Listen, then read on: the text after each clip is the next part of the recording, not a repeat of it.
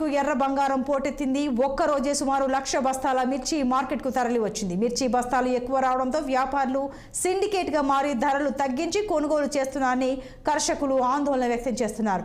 ఈ ఏడాది మిర్చి సీజన్ ప్రారంభంలో ధర తగ్గినప్పటికీ క్రమేపీ పుంజుకుంటూ క్వింటాల్ తేజ రకానికి 21,000 రూపాయల పైనే పలుకుతోంది. అయితే వ్యాపారులు సిండికేట్గా మారి జెండా పాట కన్నా తక్కువ కొనుగోలు చేస్తున్నారన్న టాక్ వినపడుతోంది.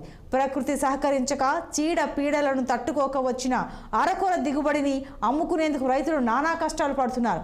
కనీసం కూలీ రేట్లు కూడా గిట్టుబాటు కావడం లేదని రైతులు ఆవేదన వ్యక్తం చేస్తున్నారు. మార్కెట్లో జెండా పాట కన్నా 7-8 వేలు తగ్గించి కొనుగోలు చేస్తున్నారని, దీంతో తాము తీవ్రంగా నష్టపోవాల్సి వస్తుందని రైతులు అంటున్నారు.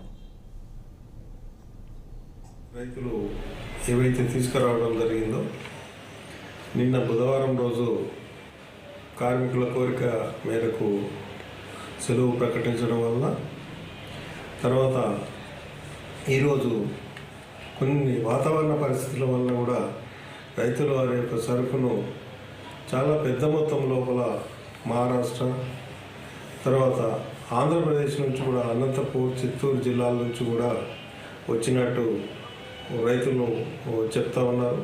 అదేవిధంగా మనకు బార్డర్లో ఉన్నటువంటి ఛత్తీస్గఢ్ ఏరియాల నుంచి కూడా సరుకు రావడం, పెద్ద పెద్ద లారీలలో మిర్చి మన మార్కెట్ యార్డ్లో క్రయ విక్రయాలు జరుగుతుంటాయి.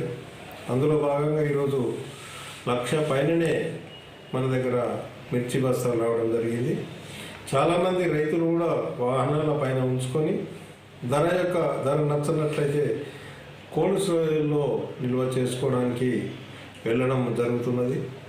కోల్డ్ స్టోరేజ్లు కూడా అతి త్వరలో